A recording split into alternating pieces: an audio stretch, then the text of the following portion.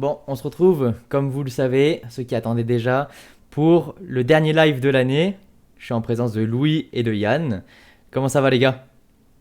Salut les gars, ça va? Impeccable. Bonjour à toutes et à tous. J'espère Ben, que vous allez bien. j'espère que tout le monde va bien aussi. N'hésitez pas à poser vos questions dans le chat pour ceux qui vont écouter ça en rediffusion sur YouTube, Spotify ou une autre plateforme. Tout simplement, sachez que c'est en live tous les dimanches, donc n'hésitez pas à venir poser vos questions en direct uniquement ici. Et salut à toi Pocho. Donc on va commencer les présentations. Peut-être pour ceux qui connaissent pas Louis, qui connaissent pas Yann ou qui connaissent ni l'un ni l'autre. Yann, si tu voulais bien te présenter dans un premier temps. Eh ben écoutez, salut tout le monde. Moi je m'appelle Yann du coup, Yann.net sur Instagram. J'ai 26 ans. Je suis coach sportif en ligne, nutritionniste et depuis peu athlète. J'ai envie de le souligner, vu que j'ai fini ma saison de compétition et du coup j'ai mon coach à côté de moi. Et je suis très ravi d'être sur ce dernier live de l'année pour finir en beauté, comme on dit. Bah ouais, avec la petite déco derrière, magnifique, magnifique. Ouais, bah c'est Noël. Écoute, c'est pour ça qu'on a eu un peu de retard. Là, on a eu 2-3 minutes de retard parce qu'il fallait mettre les guirlandes dans le sapin. J'ai allumé la cheminée aussi, Louis, si tu peux montrer un petit peu. Ah, il fait froid, Mais il fait là, on est. froid, ouais. Ouais, impeccable. Bah, écoute, Et à ton tour, Louis? d'abord, je m'appelle Louis, plus connu sous le nom de The Prep Dad, donc je suis coach en ligne Ça va être long, hein, s'il dit tout ce qu'il est, hein. en sciences de la nutrition et beaucoup d'autres qualifications, mais je suis du coup également le coach de Yann et le coach de beaucoup de personnes, donc préparation physique et autres objectifs. J'ai également créé The Prep Dad Mastermind, une formation de 12 semaines pour vous permettre de devenir un meilleur coach. Et Et voilà pour ouais, ma présentation. j'attends mon trophée d'ailleurs, j'attends mon trophée, on en parlait Que juste Yann a avant. fait et a réussi et que Yann a fait a réussi. Ouais, Donc je n'attends plus que vous pour la exactement. flamme. Et donc du coup, ben, on va un tout petit peu continuer les présentations, juste par exemple, savoir qu'est-ce qui vous a poussé à devenir coach. C'est quoi qui vous a motivé? Yann ou Louis, hein. Alors, en fait, simplement, l'idée, moi, ça a été de faire une transition parce que je suis coach depuis, on va dire, à peu près 1 an et demi. Avant, j'ai travaillé en tant que data scientist dans une boîte de e-commerce. Donc, j'ai fait pas mal d'études en mathématiques, en statistiques, en data science, ce genre de choses. Et je me suis rendu compte que le rythme de vie d'aller travailler, on va dire, pour une entreprise avec des horaires un peu fixes, être assis derrière un bureau, ça me plaisait pas. Et la façon de concilier, on va dire, un petit peu ma passion du sport que j'ai depuis tout petit et mon travail, c'était de me diriger vers ce genre de métier. Euh, et en l'occurrence, je pense que le métier de coach en ligne offre également beaucoup d'autres avantages. Mm. Euh, de flexibilité. Donc voilà, je pense que c'était un peu pour concilier, on va dire, passion et métier. Et je pense que c'est une des meilleures décisions que j'ai prises de ma vie. Donc je suis très content. Carrément, ben, je pense qu'on va être d'accord sur ça. De toute façon, pour moi, coach, c'est peut-être un métier à la mode, mais c'est beaucoup un métier de passion, quoi qu'il arrive. Si on n'est pas passionné, c'est pas un métier qu'on peut faire, selon moi, longtemps ou qu'on peut bien faire, quoi. Et toi, Louis, c'est quoi qui t'a motivé? Je pense que c'est venu naturellement et c'est toujours la même histoire où vous allez en salle et ensuite il y a des gens que vous connaissez qui vous demandent de l'aide et vous commencez à les aider. Et après, vous vous prenez au jeu et vous vous dites, ah, qu'est-ce que je peux faire pour réellement en fait, aider les gens? Et c'est comme ça qu'après vous commencez à faire des formations, des diplômes, ce que vous voulez, Ouais, qualifiants dans ce domaine-là. Et ensuite, moi, j'ai que fait ça et directement, ça a toujours été après, c'est une passion surtout. Et c'est comme ce que tu dis, c'est un métier passion et on le fait parce qu'on aime ça. Et c'est pour ça que, ouais, je pense que c'est venu très naturellement. Ouais, surtout que c'est vrai que hein, on réfléchit, on parle directement faire des formations ou autre, mais je sais que tu en as quand même beaucoup à ton actif de ton côté, toi, Louis. Donc ça fait un moment que tu te formes, parce qu'on a déjà parlé, on se connaît un tout petit peu avant, donc c'est important. Je pense de souligner quand même que c'est un métier qui est aussi accessible, mais c'est pas parce qu'il est accessible que n'importe qui peut le faire, ou qu'il faut faire confiance à n'importe qui, quoi. Oui, tout à fait Donc, juste. est-ce que vous voulez qu'on parle encore un petit peu de vous ou on passe directement au sujet de la nutrition, notre vision sur la Ça va nutrition? ennuyer les gens, si on ne fait que de parler de nous. Non, Ouais, non, bah, s'il y a des sujets, on Non, peut y aller. Après, si on les gens ont des répond à questions toutes les questions. spécifiques sur nous, faut pas hésiter, on ouais. peut répondre à tout. On répond à toutes les questions. C'est ça. Mais Après, moi, je pense qu'on a fait le tour sur moi, il n'y a pas on a grand-chose à fait le dire. tour. Ouais, Il ouais, reste peut-être les sujets que vous avez prévus, Jason. parfait. Donc voilà, ben, vous l'avez compris, si vous avez des questions, vous n'hésitez pas et on y répondra. On va commencer à parler de la nutrition. C'est quoi, vous, votre vision globale, on va dire, à l'heure actuelle, en 2023, bientôt 2024, qu'est-ce que vous avez peut-être marre d'entendre? Qu'est-ce que vous voulez que les gens comprennent enfin? Voilà. Je pense on va commencer directement là-dessus. C'est un gros sujet. Donc on aura chacun de quoi dire. Si tu veux commencer, Louis. Alors, Moi, quelle est la question? moi, j'ai un Ouais, petit happening. t'as Du coup, vu. C'est quoi ton happening? j'en Ah ai oui, marre, c'est ton 3000 calories challenge? j'en ai marre que les gens se concentrent sur les mauvaises choses en nutrition et oublient, on va dire, les principes fondamentaux. Il y en a qui, pour perdre du poids, font attention, par exemple, je sais pas, ce qu'ils prennent en termes d'édulcorants, en termes de sel, etc. Et oublient ce que c'est le déficit calorique. Et moi, ce que je vous propose, c'est qu'on déguste ensemble un Pepsi Max cerise qu'on a trouvé là, du coup. On est à Belfast dans un Tesco Express et je ne l'ai jamais goûté. Et ce que je propose avec lui, c'est qu'on se prenne un petit verre de ça. Petite Donc, c'est dégustation une là. boisson bourrée d'édulcorants Bah du et coup, qui n'empêche pas de, Surtout, me donne pas et peur, qui, hein. et qui n'empêche pas de perdre du poids, on étant peut donné commencer qu'elle sur est. ça, ouais. Sur Et les d'ailleurs, un des édulcorants. bons allez, sur les Donc voilà, c'est pour édulcorants. dire que je pense qu'en nutrition, ce qu'il faut déjà, c'est commencer à respecter à peu près les principes fondamentaux et pourquoi pas après se penser sur des choses plus précises, mais quand même avoir une certaine hiérarchie sur ce qu'on fait. Donc, comme on dit en anglais, cheers. Et puis, on va vous dire ce qu'on en pense. Il avait tout prévu. T'as encore Alors, on prévu allait d'autres choses? rester En vrai, déjà Pepsi Max, moi je trouve ça meilleur que Coca Zéro. Mais Non, là, non, en très clair. l'occurrence, Pepsi Max Cherry, c'est vraiment très c'est bon aussi. meilleur que le Coca Zéro à la cerise. Ouais, franchement, c'est bon. Ah ouais, là c'est du fin gourmet là quand même. Là on a une comparaison. Et, Ouais, non, c'est vrai, du coup on peut commencer sur ça, ouais, les édulcorants. Je pense que c'est quelque chose qui est énormément pointé du doigt quand même, hein, qui est très. Tu sais, encore, hier j'étais à. Moi je suis très souvent sur Twitch, ok? J'aime beaucoup quand je travaille, je mets d'autres streamers ou autres. Je trouve ça toujours cool. Et il y en a qui font beaucoup la promotion de des boissons énergisantes, sans sucre, sans Ouais, rien. pour la consommation. Ouais, pour la Aussi, ouais. concentration, tu vois, genre type Oli Energy, tout ça. Et il y en a qui disent, ouais, c'est la boisson du cancer et tout. Je trouve que c'est un raccourci gigantesque déjà. On peut pas pointer du doigt un aliment qui dit que l'huile provoque le cancer.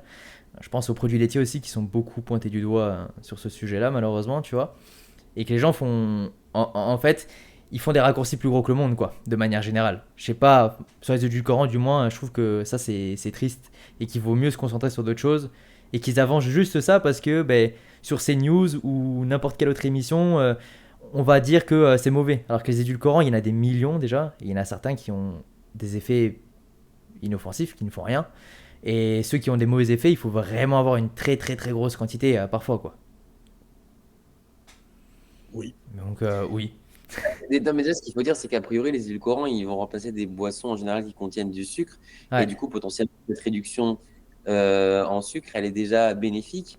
Et même si les édulcorants avaient des potentiels, on va dire, des avantages, peut-être qu'ils seraient moindres que les 400, 500, 600, 700 calories que les personnes consommeraient en buvant du sucre, qui pourraient conduire, je ne sais pas, à une prise de poids et du coup à toutes les conséquences sur la santé. Donc il y a ça aussi, mais effectivement, souvent ce qu'on voit sur les études ou sur les conclusions, c'est de se dire que voilà, à partir de un certain seuil de consommation d'édulcorants, sauf que c'est des trucs qui sont quasiment pas atteignables. Il faudrait boire Ouais. des vingtaines, des trentaines de canettes par jour, tous les jours, pendant plusieurs années. C'est des choses en fait qui arrivent pas dans la pratique. Et du coup, je pense que si on se limite et qu'on est quand même relativement raisonnable, il n'y a pas de souci. Et encore une fois, c'est une question de préférence. Après, je dis pas forcément que c'est complètement inoffensif et qu'il n'arrivera jamais rien à personne, parce que peut-être qu'on arrivera à prouver certaines choses plus tard. En tout cas, pour le moment, avec les preuves actuelles qu'on Voilà. a, je trouve que c'est relativement raisonnable de penser que ça n'a pas d'effet, on va dire, significatif sur la santé. Sinon, je pense pas que j'en boirais tous les jours, parce que j'en bois tous les jours. Euh, donc voilà. Bah, c'est pas tout blanc, tout noir, hein. Les gens, ils aiment bien ça, hein, quand c'est soit. Mais et surtout sur les données qu'on avait, notamment Lane Norton avait mis ça en avant, sur les études qu'on a de perte de poids qui comparent l'eau au soda zéro, les sodas zéro seraient supérieurs à l'eau pour la perte de poids, pour la raison qu'a évoqué Yann, c'est simple. Si vous consommez des boissons zéro, vous serez moins tenté de consommer des boissons avec des calories. Et donc, vu que ça résulte en une perte de poids, vu que vous consommez moins de calories, alors vous êtes sûrement en meilleure santé. Car on sait que sûrement, c'est Bah, pour une personne en surpoids, perdre du poids pour revenir dans des marqueurs normaux en termes de santé, c'est la chose à faire. C'est pour ça que c'est c'est la super. priorité, ouais. On ne dit pas de boire que des sodas zéro, mais encore une fois, c'est une des preuves qui tend à nous montrer que les sodas zéro ce ne sont pas le diable.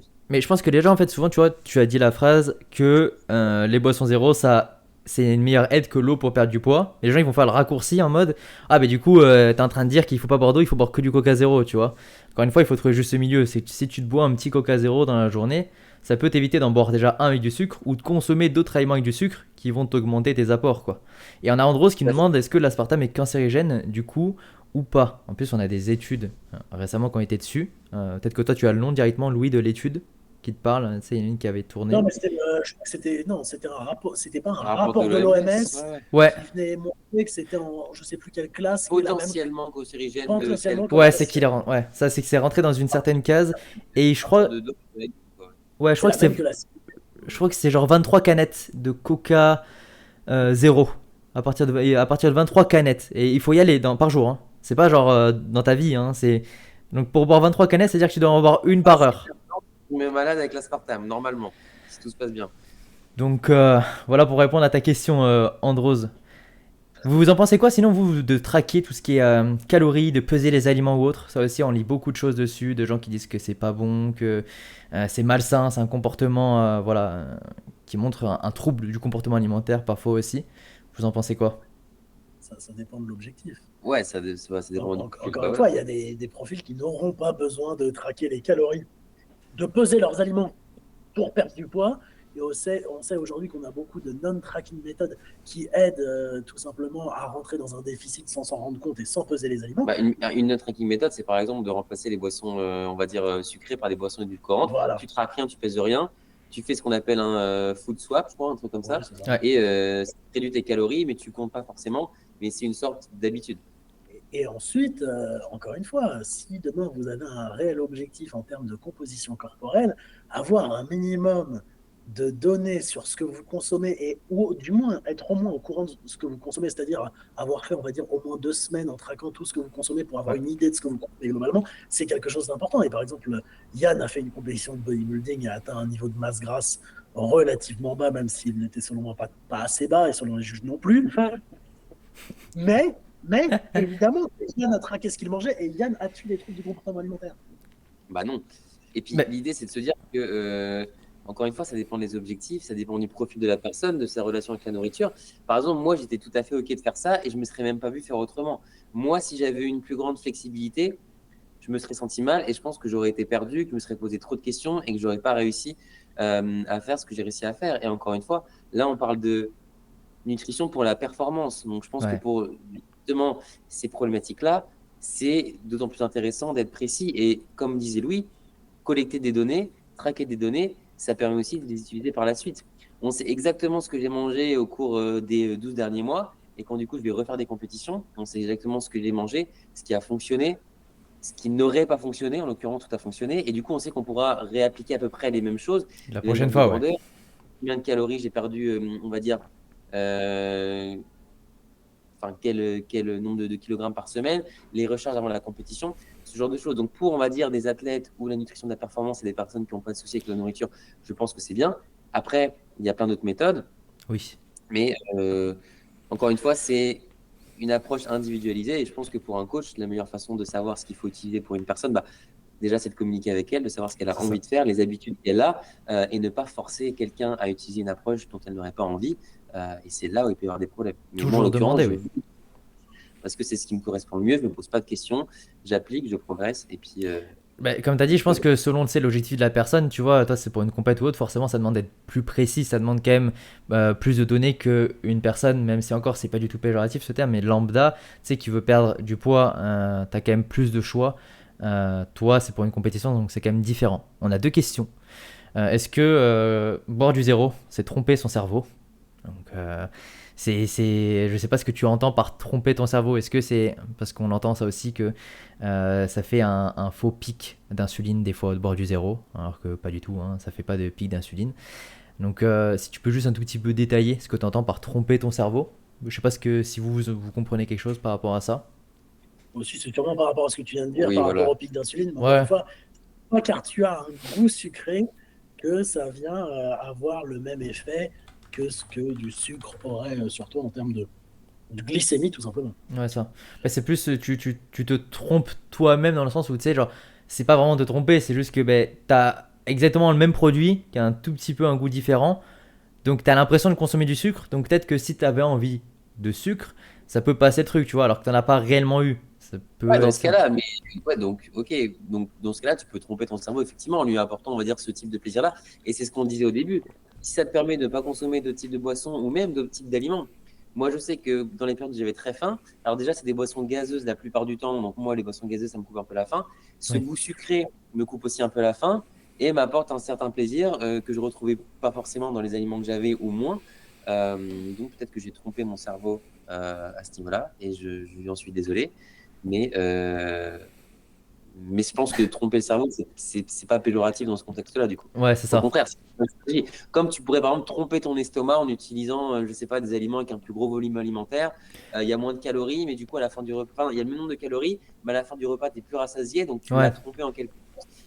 Du coup, ça a du sens et je pense que c'est des bonnes stratégies à mettre en place. Ouais. carrément. Et l'autre question, c'est plus axé musculation. Donc, à savoir si le mythe de travailler les muscles stabilisateurs lors d'un bench n'était qu'un simple mythe, car les muscles stabilisateurs n'existent pas et que c'est simplement un travail en isométrie. D'accord. Euh, que les muscles stabilisateurs n'existent pas, je vois pas trop, enfin, on a quand même des muscles, mais c'est que pendant le bench, en fait, si la question c'est en mode, est-ce que pendant le bench, tu travailles autant de muscles que sur du bench assis? Enfin, je vois pas trop le rapport entre les deux. Bah, a priori, déjà, ce qu'il faut dire, c'est qu'absolument tous les muscles sont des muscles Stabilisateur stabilisateurs. de quelque chose. Bah, Bah, quoi ouais, qu'il arrive. à Mais partir le muscle est, on va dire, rattaché à une articulation et qui permet de soit de la faire bouger, soit de la maintenir dans une certaine position. N'importe quel muscle peut devenir soit stabilisateur, soit, on va dire, être moteur du mouvement en fonction de l'exercice. Donc, moi, je quoi qu'il pense pas qu'on ait.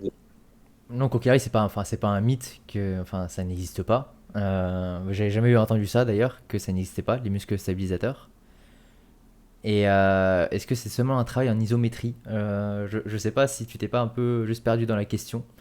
Je sais pas si vous cernez quelque chose de plus que moi, mais moi je pense qu'on a répondu à ça. Attends. Comment expliquer à son prof de BPGEPS que changer de programme tous les 15 jours ça n'a aucun intérêt, car cela engendre un réapprentissage de nouveaux exos et donc une perte de temps pour la surcharge progressive, et qu'il n'y a aucun intérêt car tant qu'on progresse et qu'on adhère, il n'y a pas d'intérêt. Et pas La lui dire ça. réponse est dans la question. Non, mais Ouais, répétez la question. ouais, c'est ça. La réponse, clairement, en fait, tu l'as donnée. Et après, c'est si tu l'as dit et qu'il ne le comprend pas. Tu sais, des fois, il y a des gens, t'as beau leur répéter 1 million de fois, leur prouver tout ce qu'il faut, ça rentre pas. Parce que peut-être que ton prof, il a la cinquantaine, il en a 40 dans les pattes où il croit tout savoir et il veut pas ravaler son ego, quoi. Donc, laisse tomber et toi, tu sais ce qu'il faut, toi, tu sais ce qui est bon et basta. Voilà, hein. Après, je pense qu'il existe aussi des types de périodisation et peut-être que dans des Oui, sports comme par exemple des sports de force, alors après, c'est pas forcément ton programme qui change, mais ça peut être tes charges, mais périodiser et pas forcément avoir des choses, on va dire, linéaires, etc. Mais je pense que pour ce qui est des objectifs d'hypertrophie, changer vraiment de programme en termes de construction des séances, d'exercices, de changement d'ordre d'exercice, c'est justement plutôt contre-productif. Euh, et moi, j'estime que par exemple, quand quelqu'un prend un coaching avec moi et commence un nouveau programme, il va le rentabiliser au maximum après 3, 4 semaines, le temps qu'il ait trouvé, on va dire, les bons positionnements, le bon setup, les bonnes charges, tout ça, et que c'est justement sur la première ou les 2 premières semaines où on est moins productif, parce qu'on fait des séries moins proches de l'échec, parce que on s'est trompé de charge, on a mal placé le banc, l'exécution n'est pas bonne. Et donc c'est justement à partir de ces 15 jours-là que je pense que ça devient plus intéressant. Donc, ce serait très dommage de repartir sur un autre, et ainsi de suite. Donc, autant garder vos programmes plus longtemps. c'est ça. Et puis, Après, ça peut dépendre, comme tu as dit, peut-être des sports, c'est selon ton objectif ou autre, mais de manière générale, pour l'hypertrophie, voilà, t'as tout dit, quoi. Donc, bah nous, le programme, là, le programme que j'ai pour la fin de la prep, on l'a gardé quasiment, je pense, 5, 6 mois, un truc comme ça. C'est ce que j'allais dire, ouais. ouais. Et puis, bah, ça s'est bien passé. Et si jamais il y a quelque chose qui se passait pas bien, bah, on l'aurait changé. Et tu sais, quand Mais tu dis là, changer, en plus, c'est pas obligé genre, de changer tout de A à Z. Tu sais, t'as toujours un peu la structure de base,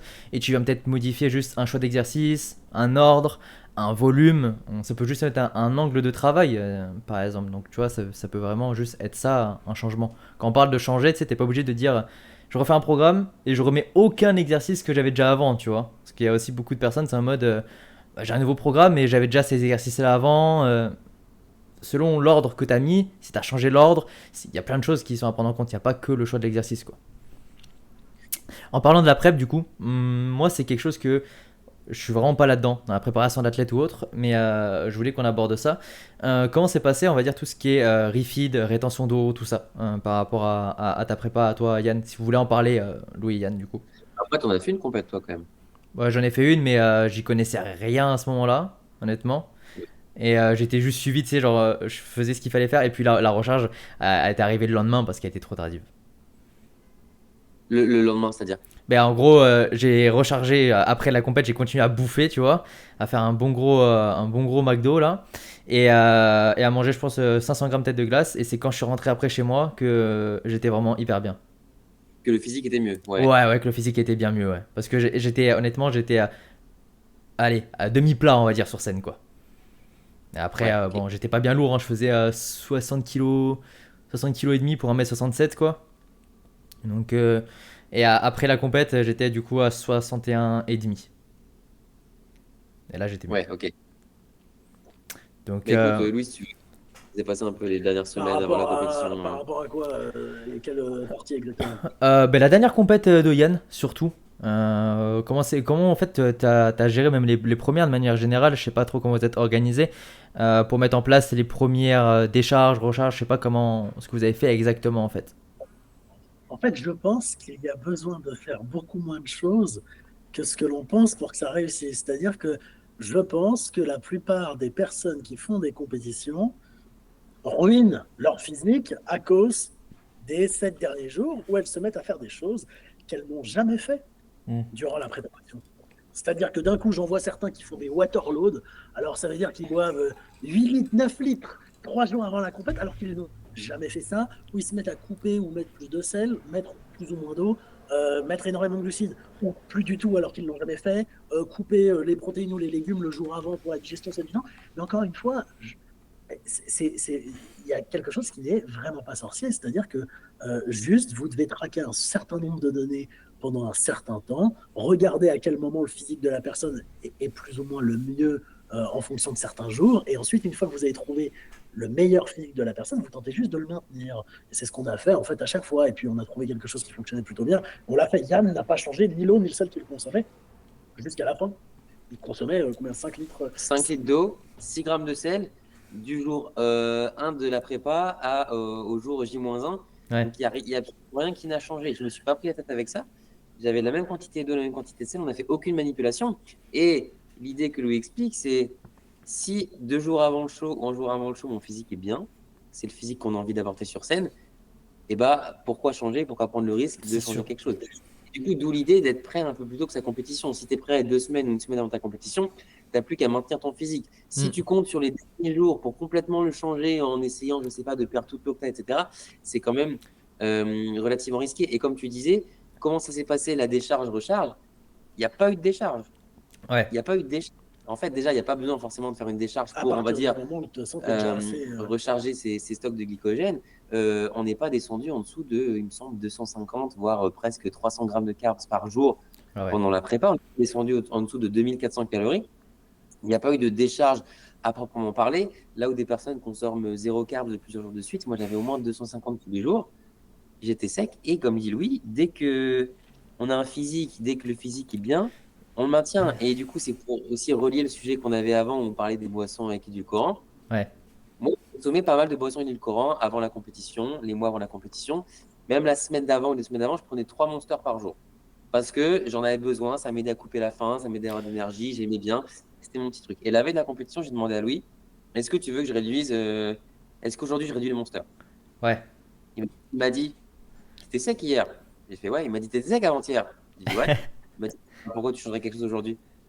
Et j'ai bu mes 3 monsters de la compétition et je suis arrivé en super condition. Et c'est exactement ce qu'il dit. Pourquoi changer des paramètres qui ont toujours fonctionné? Et je pense qu'on si on fait des grosses manipulations comme ça, c'est qu'on essaye de compenser un travail qui n'a pas été fait en amont. Donc soyez prêts relativement tôt avant vos compétitions et tout se passe bien. C'est Et le sûr. problème également, la plupart des personnes aussi qui veulent être en meilleure condition, c'est qu'elles modifient plusieurs variables en même temps. Donc d'un coup, Tu elles sais, augmentent ouais. les slow, elles baissent le sel. Tu sais pas ce que tu as fait qui a fonctionné. La seule variable que vous devez peut-être modifier, ça serait tout simplement la quantité de glucides. Mm. Encore une fois, si vous voulez que les glucides arrivent dans vos cellules musculaires, il vous faut de l'eau et il vous faut du sel. Donc, encore une fois, c'est sûrement les variables qui doivent rester le plus stables, ça sera l'OLCL, et la variable qu'à la rigueur, vous pourriez modifier suivant ce que vous pensez du physique de votre athlète ou de vous-même si vous vous préparez vous-même, c'est votre quantité totale de glucides sur votre journée. C'est sûr que ça peut paraître un peu hyper logique, tu vois, mais c'est sûr que de venir tout modifier en fait à la fin, et après ça me fait penser à un autre sujet, tu vois, c'est que tout simplement, comme tu l'as dit, la personne elle vient modifier les 1, 2, 3 paramètres. C'est un petit peu comme une personne lambda qui veut prendre du muscle ou perdre du poids. Et imagine, elle veut prendre du muscle, d'un coup elle change 3 trucs dans son programme, elle augmente le volume, elle réduit le temps de récup, elle fait autre chose, tu vois, elle va pas savoir c'est grâce à quoi qu'elle a eu des résultats ou qu'elle n'a pas eu des résultats escomptés. Donc pour ça, quand on change un paramètre, il faut y faire attention. Et on a eu 3 questions, du coup, pendant qu'on en parlait. Toujours axé nutrition. Le riz est un fondamental, mais est-ce qu'une source de glucides existe en étant aussi efficace que mon riz? Quand tu dis fondamental, c'est que. Alors, je sais pas si tu parles. Oui, t'es en sèche, ok, entre parenthèses, mais prends la source de glucides que tu préfères consommer, qui peut le plus te caler aussi, éventuellement, parce qu'il y en a peut-être qui vont plus te caler. Mais encore une fois, t'es pas obligé de manger que du riz, hein. Et surtout, le riz, c'est sûrement la source de glucides la plus pauvre en micronutriments, hein. Par exemple, si vous êtes en déficit calorique, même par rapport à la densité énergétique, et que vous avez un peu faim, autant prendre des pommes de terre ou des patates douces, Ah ouais, clairement. quelque chose avec plus de volume qui vous permet Bah, voilà d'adhérer un petit pourquoi, peu. ouais, voilà, le riz serait quelque chose de fondamental. Moi, par exemple, le riz, je pense que sur mes 3 ou 4 derniers mois de prépa, j'en ai pas mangé. Sauf pendant les périodes de recharge, parce que justement, j'avais besoin d'avoir quelque chose avec un plus faible volume alimentaire. Et puis, ça me faisait aussi plaisir de manger un aliment qui était nouveau, mais c'était pommes de terre la plupart du temps. Donc non, c'est pas du tout un fondamental et je pense qu'il n'y a aucun aliment qui est fondamental, même si c'est pratique, le riz, peut-être à cuisiner, peut-être que c'est pas cher, ce genre de choses, mais c'est pas supérieur à une autre source de glucides, donc je pense que ça relève vraiment des préférences. Ouais, exact. Euh, donc voilà. Très clairement, ça dépend de tes préférences, aussi de l'organisation, mais franchement, en plus, je trouve que des pommes de terre, ça va plus te caler, hein, de manière générale. Ça peut être beaucoup plus moins galère, tu sais, à cuire, si jamais c'est genre tu mets ça au four, basta, tu vois, ça part. Enfin, je trouve qu'en termes de meal prep, en plus, il peut y avoir des avantages à varier. Donc, t'es vraiment pas obligé à te limiter au riz. Et ensuite, il nous demande juste c'est quoi les meilleurs conseils pour la première compétition. Moi, je vais en donner un seul, c'est être bien accompagné. Si t'es tout Ouais. seul, sans connaissance, je pense que ça n'a pas trop d'utilité. Mais moi, ce serait le meilleur conseil. Parce qu'après, moi, je prépare pas, hein, je prépare aucun athlète. Alors pour toi, Yann, je sais pas si c'est dans tes projets de préparer des athlètes. Toi, Louis, bah, bien sûr, je sais que oui. 2024, ouais. Donc voilà, pour moi, c'est d'être bien accompagné. Parce que si tu le fais mal accompagné ou seul, je pense que malheureusement, ça peut dégoûter peut-être de ça. Alors que ça se trouve, au fond, tu vas peut-être kiffer la chose. Donc voilà, si vous avez quelque chose à ajouter, Louis, Yann, sur un premier conseil au cas où. Un conseil pour préparer sa première compétition, oui. Le Un conseil, meilleur. Yann. Moi, mon conseil, au-delà d'être bien accompagné, on va dire, du coup, par son coach, je pense que c'est avoir un environnement qui est propice à pouvoir s'investir autant dans un projet. Parce que c'est quelque chose qui est très, on va dire, chronophage et énergivore. Donc, c'est-à-dire que toutes vos journées, elles sont un peu orientées autour de ça. Ça vous prend beaucoup de temps, beaucoup d'énergie. Et il faut être capable de le faire. Et je pense de le faire à fond parce que je pense qu'afficher un physique sur scène dont on n'est pas fier, c'est quelque chose qui est très difficile. Et pour réussir à afficher un physique dont on est fier, je pense que moi, je le sais, que si j'avais conservé mon travail d'avant, ça aurait été très compliqué. Si, on va dire, mon entourage, ma famille, etc., m'avait pas compris ou soutenu, donc si l'environnement était mauvais, ça aurait été aussi très compliqué. Si j'avais des problèmes perso, bon, il y en a eu, mais il y a d'autres choses, ça aurait été aussi très compliqué. Donc vraiment, se demander si c'est la bonne période et vraiment se dire, voilà, est-ce que sur les 6 mois, je suis capable d'en faire une priorité? Parce que c'est vraiment ça qui prend le pas sur à peu près tout. Et se dire, voilà, est-ce que je suis capable justement de prioriser ça, ou est-ce que tu auras plein d'autres projets, un déménagement, un truc, un enfant, bidule, auquel cas, ça sera des compromis. Donc vraiment s'assurer que c'est le bon moment, au-delà d'être bien entouré. Ouais, c'est vrai. Et toi, Louis, du coup? Je rejoins Yann. Tu rejoins Yann à 100%? Oui, bon, toujours. Bah Enfin, ouais. pas toujours, mais oui. Après, je pense Ouais, que pas toujours, j'espère. Non, mais vos 2 points sont intéressants et sont, je pense, les plus justes pour des personnes qui débutent. Bah parce que ça peut être sous-estimé, je pense. Tu sais, ça peut être très un effet de mode, un peu. Ah, je vois plein de gens faire des compétitions, pourquoi j'en ferais pas une? Tu vois, ça a l'air. En fait, ça a l'air tellement accessible. Surtout que ça a un coût, hein. On n'a pas l'impression, mais ça a quand même un coût de faire des compétitions et ça rapporte. Ça rapporte pas, hein, très clairement, sauf si tu fais des très gros résultats dans des très grosses compètes. Et encore, je pense que les gens qui font ça sont pas motivés par l'appât du gain en soi-même de la compétition, quoi.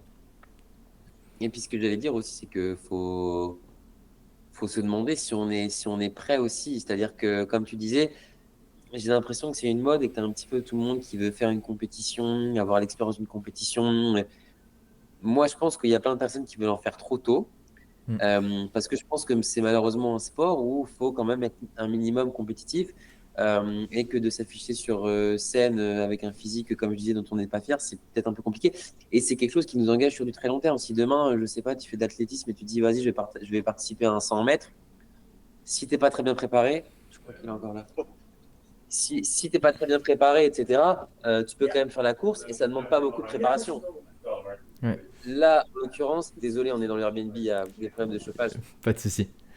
Si donc tu peux te préparer en une semaine, tu peux dire vas-y, demain je m'achète une paire de chaussures, je vais faire une compétition d'athlétisme, je m'en fiche. Une préparation de compétition, on va dire de bodybuilding, c'est sur plusieurs mois, donc c'est vraiment pas quelque chose qui est simple. Donc se demander si on est prêt, si on a le niveau, parce que je pense qu'il y a aussi une grosse part de génétique. Et moi personnellement, j'ai attendu plus de 8 ans, 9 ans, on va dire, de pratique de musculation, Ouais. plus ou moins avant d'en faire une. Il y en a, ils ont fait la salle depuis 1 an, ils envisagent déjà de faire une compétition. Je pense que c'est un peu trop tôt, à moins que tu aies une génétique incroyable et que tu aies déjà un super niveau. Mais je pense que les personnes doivent prendre leur temps et c'est probablement dans des périodes de surplus calorique où tu progresseras le plus. Donc après Ça. 1 an de musculation, directement faire une sèche poussée de 6 mois, je ne sais pas si c'est la meilleure stratégie de long Ce qui terme est- pour développer son physique. Ouais. Donc se demander si c'est le bon moment aussi vis-à-vis du niveau qu'on a, tout simplement. Ouais, de pas trop se précipiter. On a Alex, Efficace 109, qui nous demande est-ce que on fait des jours hauts et des jours bas en glucides ou on reste linéaire? Alors moi, je suis linéaire quasiment à toutes mes journées parce qu'en fait, c'est juste question d'organisation. Pour moi, je trouve ça plus simple. Après, moi, c'est surtout, je trouve ça côté préférence. Après, ça peut être utile. Imaginons peut-être de mettre. En fait, moi, personnellement, je pense que peut-être vous, c'est pareil, Yann et Louis. Quand je fais un plan alimentaire, je vois pas les calories à la journée, je vois plutôt à la semaine au final. Et si à la moyenne, à la semaine, on est là où il faut, par rapport à un maintien, un surplus ou un déficit, bah pour moi c'est tout à fait correct. Et du coup après, j'atteins cet objectif, soit de manière linéaire, soit de manière cyclique, comme on dit. Le cyclique peut être intéressant, peut-être à mettre des jours plus hauts quand on a des très grosses séances, si ça peut te faire du bien mentalement, si ça peut, voilà.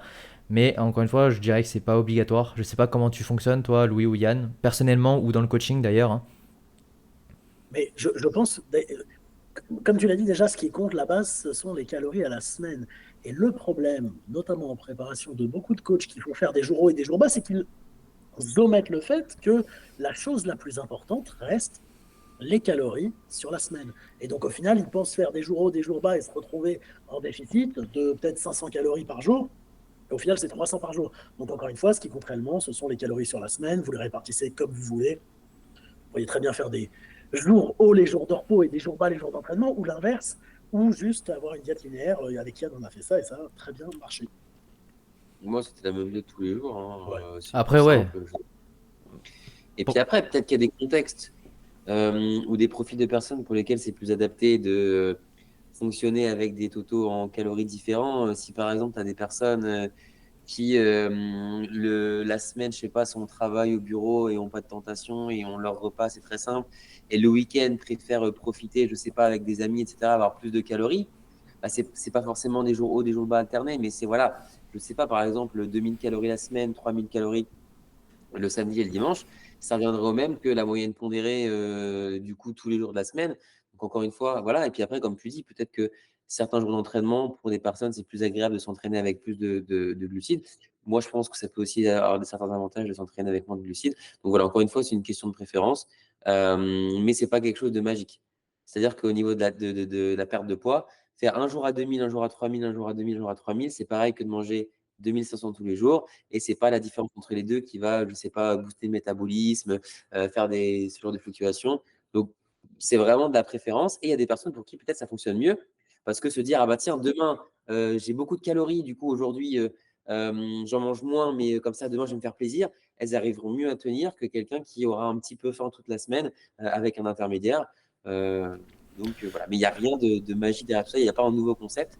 C'est une question d'adhésion. Ouais, voilà, c'est souvent derrière ça, tu sais, dès que les gens ils voient qu'il y a une nouvelle méthode un petit peu, ils se disent ah, ça doit mieux marcher, alors que en fait, il faut pas voir la méthode en elle-même, il faut voir la finalité. Où est-ce que cette méthode elle t'amène? Et au final, elle t'amène au même endroit que l'autre méthode que tu étais en train de faire, tu vois.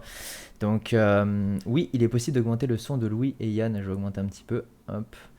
Alors, on avait d'autres questions. Est-ce que on accepterait qu'un de nos élèves prenne des produits anabolisants sans nous le dire? Je pense que c'est sans nous le dire. Si Bah, du coup, oui, y a-t-il des formes de dopage minimes? du coup, attendez.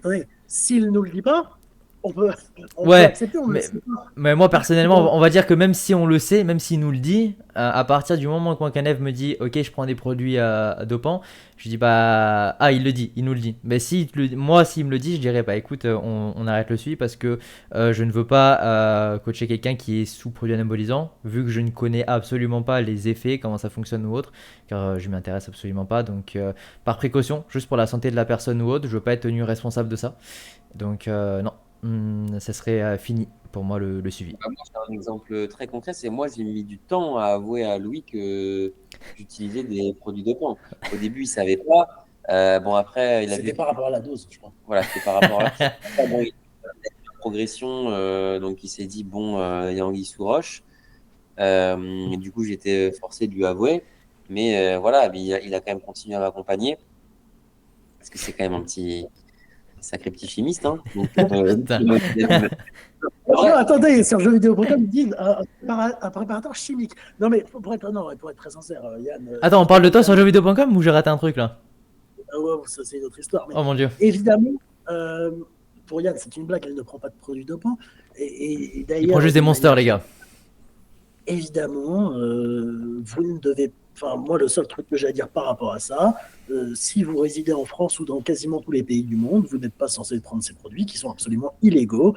Et s'ils sont illégaux, c'est qu'il y a des et raisons, c'est encore, parce que c'est dangereux. Et même si vous les prenez dans des pays où c'est légalisé, ça reste quand même quelque chose de dangereux. Et vous ne savez pas d'où ça vient la plupart du temps. On a fait des analyses sur des colis réceptionnés par les douanes. On voit très bien que ce qu'il y a marqué sur le flacon et ce qu'il y a réellement dans le produit, bah, souvent, c'est pas la même chose. Donc, encore une fois, de là est bien plus le grand problème de tout ça. donc de là à en prendre, déjà, on ne vous recommande pas, mais de là à en prescrire à des personnes, je pense que c'est pas non plus la bonne chose à faire. Donc, soyez vigilants. Et si vous êtes du coup dans la peau, on va dire, du client ou de la personne qui est coachée, moi, je pense que déjà, le plus simple, c'est de vraiment communiquer avec votre coach et de ne pas commencer à cacher des choses Ah et bah à ne non. pas dire, prenez ça. C'est une des premières choses qu'il faut aborder.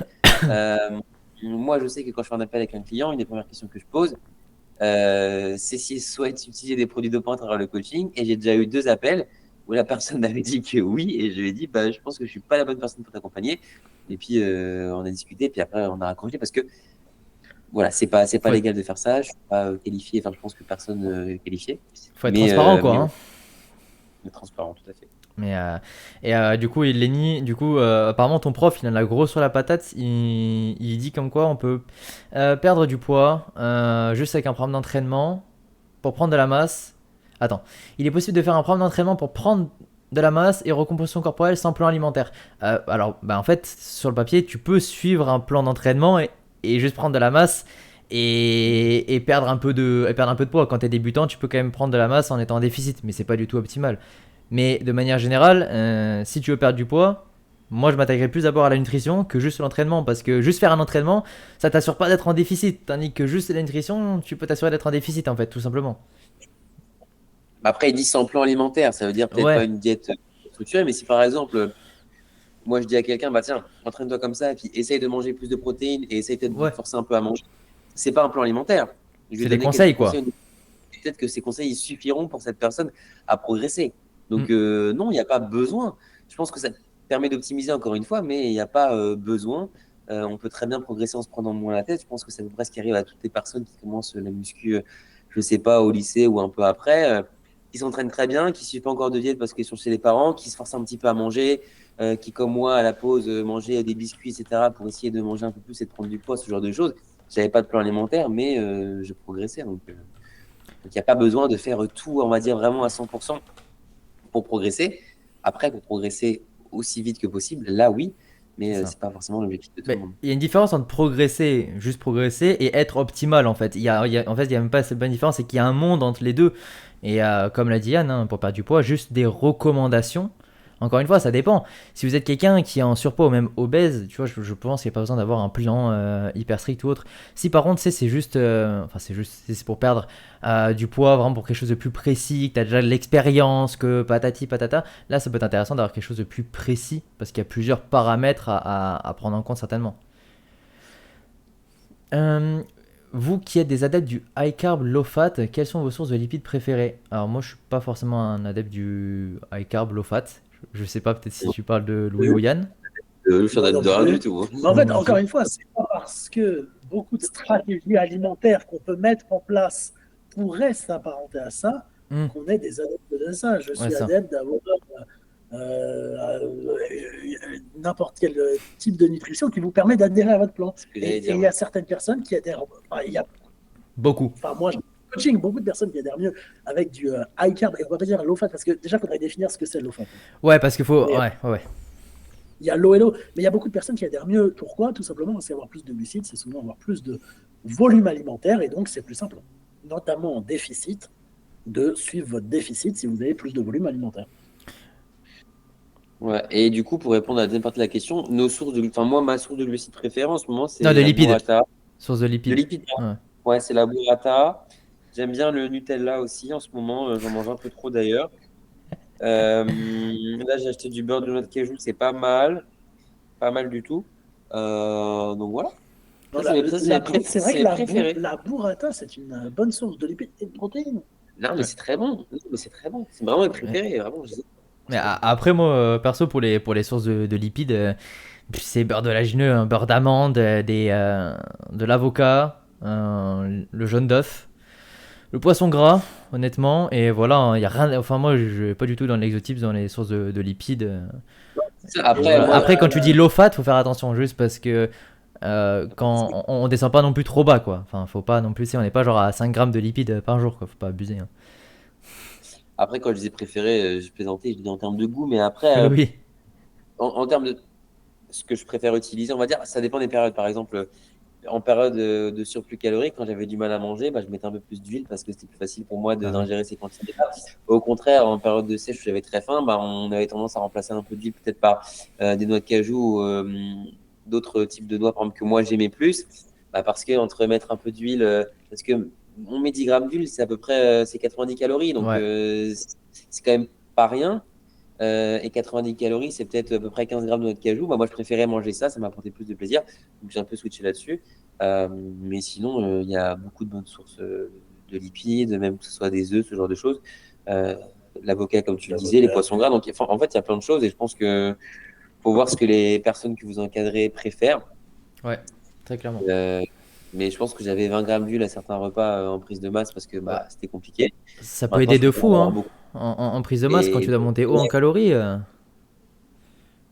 bah, c'est sûr, c'est sûr. Donc, on va passer, je pense, du côté entraînement. On a eu beaucoup de questions déjà sur tout ce qui est nutrition. En plus, là, on a une question de Lenny qui tombe parfaitement pour swap de sujet. On voit de plus en plus de coachs comme AJ Morris, je connais pas personnellement, du rowing bar dans une programmation. Est-ce un bon exo malgré le manque de stabilité? Bah, allez, Oui. Louis, on a beaucoup entendu Yann et moi là derrière moi. À toi. Allez, Non, j'étais un peu timide. Évidemment que le rowing bar reste un bon exercice. Et c'est-à-dire que c'est pas car.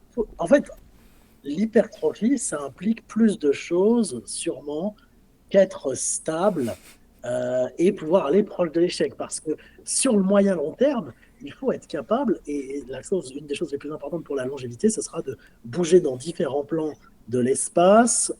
Et donc, du rowing bar, ça peut potentiellement, oui, être intéressant pour l'hypertrophie. Mm. C'est pas parce que vous n'avez pas un buste stable, encore une fois, que potentiellement votre bas du dos sera le facteur limitant, que c'est un mauvais exercice. Et en plus, si vous l'appréciez, vous pouvez très bien, je pense, aller proche de l'échec avec un rowing bar. Bah oui. Est-ce que vous avez, vous, un barème, donc Yann ou Louis, en mode vraiment la priorité quand on choisit un exercice dans une programmation?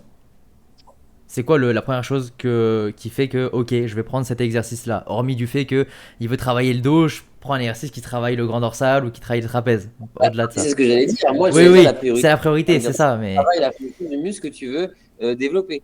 Et c'est le truc le plus important. oui, oui, mais c'est pour Et ça, si ça vu paraît que c'était ça le si plus ça paraît important. bête, c'est le plus important. Et en l'occurrence, le rowing, il vérifie, on va dire, cette propriété en fonction de comment tu le fais. Ouais. Donc ça, pour moi, c'est le plus important. Après, le deuxième critère, c'est que tu puisses, je pense, quand même être dans des conditions où tu peux progresser dessus et appliquer une surcharge. Euh, Parce que si tu fais un truc complètement instable, je sais pas, Du un squat boss exercice ball, genre. sur des plis ou genre ton Ouais. poids de corps, enfin tu as trop de force par rapport à ton poids de corps et du coup tu vas complètement être tiré derrière avec les poulies, etc. Ça, je pense que c'est pas viable. Et puis troisième, peut-être simplement aimer cet exercice Voilà. et être sûr que quand tu viens à la salle, tu es content de le faire. Enfin voilà. Ben, Donc, parce que mais le non, quand même. je pense qu'on voit de plus en plus aussi en mode ouais, mais lui, c'est en fait, c'est avec la mode TikTok, tout ça un peu. Cet exercice, il est nul. Arrête de faire ça. Fais ça à la place. Fais ceci, fais cela. Ça perd complètement les gens. Dites-vous, tu sais, des exos, faut pas commencer à inventer des trucs trop exotiques. On a déjà quand même énormément, je trouve, d'exercices qui sont connus, qui sont très bons, que ce soit sur machine, sur poulie ou même de manière libre. Et c'est pas parce qu'il n'est pas optimal que tu ne progresseras pas en fait. Encore une fois, comme on l'a dit juste avant, hein, entre une progression et quelque chose d'optimal, il y a un monde. Et tout le monde ne cherche pas l'optimal. Quand tu es compétiteur, par exemple, quand tu es athlète, forcément, c'est une priorité. Tu veux être compétitif. Donc ça peut être un facteur plus important, plus obligatoire. Mais si tu es une personne qui veut juste, entre guillemets, prendre du muscle ou perdre du poids, fais des choses que tu aimes, que tu arrives à progresser dessus et qui travaillent les muscles que tu as envie de travailler, hein. Mais même pour un compétiteur, parce que pour moi, l'optimalité, c'est une fonction de beaucoup de paramètres et tes préférences rentrent dans ces paramètres-là. C'est-à-dire que même pour un compétiteur, tu lui fais suivre pendant 6 mois un programme avec que des exercices qu'il déteste mais qui sont soi-disant optimaux, comparé à un programme 5% moins optimal mais qu'avec des exercices où il arrive à la salle, il est trop content de les faire, il met sa musique, il va progresser beaucoup plus. Donc pour moi, l'optimalité, c'est très complexe et c'est très individuel. Hmm. Donc je pense qu'il ne faut pas avoir peur à inclure de la variété, mais encore une fois, il faut choisir des exercices qui travaillent la fonction du muscle que vous souhaitez développer. Et à partir de là, quasiment tout est possible en fait. Donc, Et l'optimalité également, ce qu'il faut se dire, c'est que c'est savoir et apprendre à faire des concessions entre ce qui, dans la pratique, est faisable et, on va dire, optimal sur le papier, et ce que vous aimez également faire. Et c'est ce que votre coach doit faire, c'est concilier ces deux choses-là pour inclure forcément peut-être des exercices que vous préférez, peut-être d'autres que vous ne préférez pas, mais qui vous permettent d'atteindre l'objectif final. Parce qu'encore une fois, Ouais. potentiellement, si vous vous mettez à bannir certains patterns de mouvement parce que vous n'aimez pas ça, sur le long terme, ça ne sera peut-être pas la bonne solution. Donc, l'optimal, c'est concilier en même temps les choses peut-être que vous aimez moins faire avec des choses que vous aimez beaucoup faire et tout simplement les deux ensemble, ça fait un programme plus ou moins bien. et puis ouais, voilà, ce qu'il faut se dire, c'est que c'est aussi une notion de programme et d'entraînement. C'est-à-dire qu'un exercice, peut-être qu'à lui seul, il serait pas optimal, mais peut-être que combiné à d'autres exercices dans la séance et coupé à d'autres, la séance deviendrait optimale. C'est-à-dire que voilà, bah oui, mince, cet exercice, il n'est pas optimal parce que tu as une perte de tension, etc., à cette partie du mouvement. Peut-être que ton exo d'avant ou l'exo d'après, c'est un exercice qui mettait de la tension à ce moment-là. Donc, tu ne peux pas de manière isolée te dire cet exercice n'est pas bien. Il faudrait potentiellement voir la séance en entier. Il faudrait aussi voir, du coup, pourquoi elle est construite comme ça, pour qui, et les raisons et les choix qui ont été faits derrière. Donc déjà, parler d'exercice optimal, c'est un peu compliqué. Il faudrait peut-être Hmm. parler, je ne sais pas, de séance optimale et ensuite d'adaptation de cette séance à l'individu sur la semaine aussi, parce que peut-être que la séance, elle ne paraît pas optimale, mais qu'en fait, on a une deuxième dans la semaine qui vient combler les points manquants que tu avais C'est trouvés sur la ça. première. Mais en fait, c'est plus large que ça. Donc il y a peut-être des exercices qui, à eux seuls, sont terribles, mais combinés à d'autres, sont beaucoup plus, on va dire, cohérents. Donc, arrêtez de juger des programmes ou des exercices sans avoir le contexte derrière, parce que vous ne savez pas Ouais. pourquoi ils ont été utilisés, et c'est peut-être beaucoup plus intelligent et subtil que ce que vous avez pensé. Mais comme a dit Louis, pour l'entraînement, c'est pareil qu'à la nutrition, il faut faire un compromis entre ce qu'il vous faut pour l'objectif et ce que vous aimez. Ça, je rejoins à 1000%, tu vois, c'est important d'avoir ça. Et par rapport à l'entraînement, c'est sûr que, comme on l'a dit aussi encore une fois au début sur la nutrition, c'est pas parce que tu vois ça, tu vois 1% du programme que tu peux dire que c'est bon ou mauvais. Il faut voir la globalité, il faut voir à la fin de la semaine comment ça rend. Tu peux pas juger un exercice, une séance, juste justement sur une séance. Il faut en voir plusieurs. Il faut voir tout ce qu'il y a derrière et pourquoi cet exercice est là, pourquoi il y a cette fourchette de répétition. Voilà, il y a tout ça à voir. Et, mais de toute façon, on est très facilement dans la critique facile à vouloir chercher l'exercice, la fourchette de répétition parfaite. Il n'y en a pas. Tout est question énormément de contexte et tu peux pas prendre un truc comme ça et l'individualiser. Et quel est l'exercice pour développer, encore une fois, voilà, on a une question, pour développer au mieux son grand dorsal? Ben, forcément, il y en a plein en fait. Il n'y en a pas un, on peut pas t'en citer un, mais c'est un exercice, tu l'aimes bien, tu arrives à appliquer une surcharge progressive parce que ben, il y a tout simplement le matos qu'il faut, tu as suffisamment de stabilité, tu es bien. Je prends un exemple qui est très répandu, je pense de plus en plus, que Yann, je pense que tu fais, Louis aussi, je dirais. Tout simplement du tirage vertical à la poulie sur un banc incliné, ça t'offre de la stabilité en unilatéral. Tu peux avoir une bonne surcharge dessus si tu l'aimes bien et si tu l'effectues bien, bien sûr, encore une fois, hein, que tu respectes tout simplement ton grand dorsal, comment il fonctionne, hein, ses fonctions. Que tu ne vas pas faire les trapèzes dessus, par exemple. Moi, il n'y a aucun souci. Hein. Enfin, voilà, je pourrais en citer plein, mais encore une fois, c'est comme on a dit avant, en fait. Hein. Non, je suis d'accord, je suis d'accord. Et moi, je pense que les variantes en unilatéral sont relativement propices au travail du grand dorsal pour plusieurs raisons. Moi, déjà, je sais que j'ai des problèmes de stabilité. Si par exemple, je fais un tirage pour le grand dorsal, du coup, avec les coudes relativement près du corps, par exemple, en prise neutre sur un tirage vertical, je sais que sur les machines de pull-down, je vais avoir le gainage qui va être limitant. Ouais. Dans tous les cas, j'arrive pas à me stabiliser. Donc, utiliser un seul bras, ça permet deux choses. Ça me permet de maintenir avec celui qui ne travaille pas et ça permet de mettre quasiment moitié moins de charge. Donc, je vais jamais me sentir, on va dire, surélevé par ça. Et l'unilatéral, ça te permet aussi potentiellement d'avoir une trajectoire qui est différente. Imagine, tu veux avoir un mouvement, je ne sais pas, où tu as le bras qui vient un petit peu se croiser en avant de ton corps. Tu te rends bien compte que si tu as deux bras, ce n'est pas possible. Donc, travailler bras par bras, ça te permet aussi de faire ça. Donc, il y a des détails comme ça. Mais encore une fois, cet exercice-là, ça reste sûrement un très bon exercice. Moi, je ne l'aime pas particulièrement pour les raisons que j'ai évoquées. Mais tant qu'il respecte les fonctions, on va dire, de ton grand dorsal, utilise-le. Et encore une fois, c'est jamais un choix d'un seul exercice. Il y en a plusieurs. Donc, si jamais tu as un doute et que tu es dans un exercice, mets les trois dans ta séance, potentiellement, ou dans ta semaine. Puis comme Ouais. ça, tu dormiras.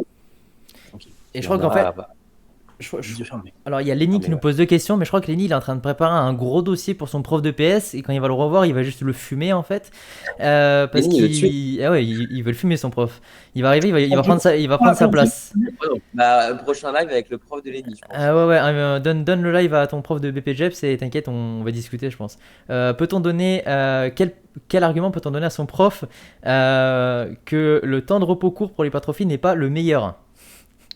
Ah ouais, sur la littérature scientifique, parce qu'en vrai, je pense que c'est surtout ça qui est important. Après, ce qu'il faut, encore une fois, c'est réussir à progresser sur un exercice. Si tu arrives à progresser toutes les semaines, en conditions, avec un temps de repos court, pourquoi pas, continue. Je pense qu'à un moment donné, ça va bloquer. C'est ça, en fait. C'est qu'en fait, c'est même si tu progresses à l'heure actuelle, très souvent, ce qui est confondu, oui, tu progresses maintenant. Parce qu'il y en a plein qui disent, ouais, j'ai trouvé cet exercice, je progresse de fou. Ok, tu progresses sur 1 mois, 2 mois, 3 mois. Et est-ce que dans 6 mois, 8 mois, 1 an, tu vas encore continuer à progresser? Parce qu'au bout d'un moment, c'est sûr, hein, tu peux pas continuer à progresser de fou, même si tu as un bon temps de repos, mais tu as toujours une progression visible. Si d'autres facteurs à côté sont aussi bien faits. Donc voilà. Attends, vas-y. Je pense que ma question précédente a été oubliée. Alors, j'ai pas du tout eu ta question, Wahim. J'ai pas du tout eu ta question. Elle est pas... Là, j'ai ton message. D'ailleurs, c'est ton premier message que je reçois dans le chat. Et donc, du coup, il y a Lenny qui me demande aussi, est-ce que, du coup, par rapport à ton dernier réel, Louis, sur les insertions musculaires, est-ce qu'on pourrait avoir la suite en avant-première? On va parler un petit peu là après, peut-être pas en avant-première, mais je pense qu'on va parler de tout ce qui est biomécanique, peut-être morpho-anatomie. Est-ce que ça vous tente? Alors, avec grand Grand plaisir. Tu, Alors tu, là, tu vas spoil du coup devant tout le monde la suite de ton prochain réel? mais le réel, la suite est demain, mais Ah, quelle est ça la va. question exacte par rapport à ça? Parce qu'avec Yann, on a un bon point de vue là-dessus. Mais moi, juste avant que les gens posent des questions, j'aurais une question par rapport à vous. Est-ce que la morpho-anatomie, c'est utile? Et attention, je parle pas que pour l'hypertrophie, c'est très vaste. Alors, pour se faire de l'argent, il y en a, ils arrivent à trouver ça utile pour vendre des analyses morpho-anatomiques. Donc, dans ce sens-là, oui. Mais Au-delà de ça, et pour la personnalisation d'un programme, je suis beaucoup plus mitigé. moi, je vais juste donner mon avis avant que tu donnes le tien, Louis. Pour moi, la morpho-anatomie, pour l'hypertrophie, musculation, franchement, je connais avec, même à l'époque, Superphysique, Rudy Koya, ça y est, c'est pas arrivé depuis quelques jours. Euh, pour l'hypertrophie, je vois pas l'intérêt, honnêtement. Après, peut-être que la littérature, dans 10, 15, 20 ans, nous dira l'inverse, on sait pas. Mais moi, à l'heure actuelle, je dis ça, et je pense que ça peut avoir une utilité, par contre, dans un cas où on parle pas de musculation, on parle pas d'hypertrophie. Je sais pas, moi si demain tu peux avoir des facilités en power par rapport parce que je sais pas, t'as les bras plus courts, pour du bench tu peux être avantagé à plus facilement performer, tu vois. Quand tu parles de compétitivité avec quelqu'un, je pense que ça peut être intéressant parce que tu compares comme à la boxe, la longueur, tu vois, la longe de la personne, elle est faite par rapport à sa morphologie, par rapport à sa anatomie. Mais quand on fait de la muscu, qu'on fait de l'hypertrophie, on est contre nous-mêmes, on se bat contre nous-mêmes. Donc tant qu'on respecte ce qu'on a dit avant, que on progresse à la salle, que on effectue bien les mouvements, qu'on a dit tout ce qu'on a dit avant, bah, pour moi, en fait, y a pas d'autre facteur à prendre en compte. Après, je pense qu'il y a une nuance parce que dans ce que tu dis que par exemple, la morphoanatomie, ça peut être intéressant pour les sports de force, mais tu parles d'un même exercice, c'est-à-dire que tu parles du positionnement sur l'exercice. Nous, ce qu'on dit, c'est que la morphoanatomie, c'est pas intéressant pour une programmation et pour une sélection d'exercices. Moi, je suis bien d'accord que tu vas pas te positionner pareil sur une presse à cuisse ou sur un squat en fonction de la longueur de tes segments. Pour autant, tu as gardé le squat et la presse dans les deux scénarios. Ouais. C'est pas parce que quelqu'un a des figures plus ou moins longues, tu vas dire non, toi tu feras pas la presse, on va bannir la presse. Voilà, Par ouais. contre, moi je demande à la personne de me filmer son exécution et peut-être que si elle a des segments différents, je lui dirais de se positionner différemment, d'avoir une amplitude qui est différente, mais en soi, la sélection d'exercices va rester la même. Ouais. Soit pour les sports de force, pardon, bah, les exercices sont déjà sélectionnés, c'est du C'est bench. ça. Mais c'est juste, en fait, en fait, ta morpho, tu vois, peut te donner un avantage sur la power. Mais c'est pas pour autant, c'est genre que quelqu'un qui a, ben, je prends l'exemple, tu peux souvent voir sur les réseaux de Lavier, par exemple, qui met des comparaisons. Lui au bench, il va être nul parce qu'il a les bras longs. Tu vois ce que je veux dire? C'est parce qu'il va avoir une plus grande amplitude de mouvement. Mais à partir de là, s'il a envie de faire du bench, s'il a envie de faire du power, il peut en faire en fait. Tu vois? Comme tu as dit, tu n'as pas besoin de changer de choix d'exercice. Par contre, tu dois peut-être adapter le mouvement. Mais il faut aussi voir comment tu bouges, tout simplement. Mais l'exercice comme tel, pour Ouais. moi, la sélection d'exercices ne change pas. Il faut- Mais le positionnement dessus, oui, évidemment. C'est comme, c'est aussi con que bah, tu es un peu plus grand, donc tu vas baisser le siège. Enfin, c'est la même chose. Tu vas prendre plus ou moins large, etc. Voilà. Mais pour autant, tu restes sur la même machine. Oh, ouais, très clairement. Du coup, juste. Ok, il y a quelqu'un juste qui nous a posé une question. On revient directement dessus. Une personne Attends, qui fait des comptes. il peut donner son avis aussi. Vas-y, vas-y, vas-y, Louis. Ouais, c'est vrai, vas-y, Louis. Merci à Yann de me donner la parole. Non, mais alors, mais là, il y a une chose que je tiens à souligner, et je pense que Yann sera d'accord. Contrairement à ce que certaines personnes tentent de nous faire dire, et on n'a jamais dit ça, on ne dit pas qu'il n'y a pas de différence entre les individus. Oui, Donc, non, comme ça c'est Yann l'a sûr. dit, voilà, il y a des différences en termes de longueur de segment, on est bien Ça d'accord. existe bien, Le, quoi, c'est sûr. Mais bon. le problème, et c'est ce que je voulais évoquer notamment demain, c'est le fait de bannir des exercices ou des patterns de mouvement.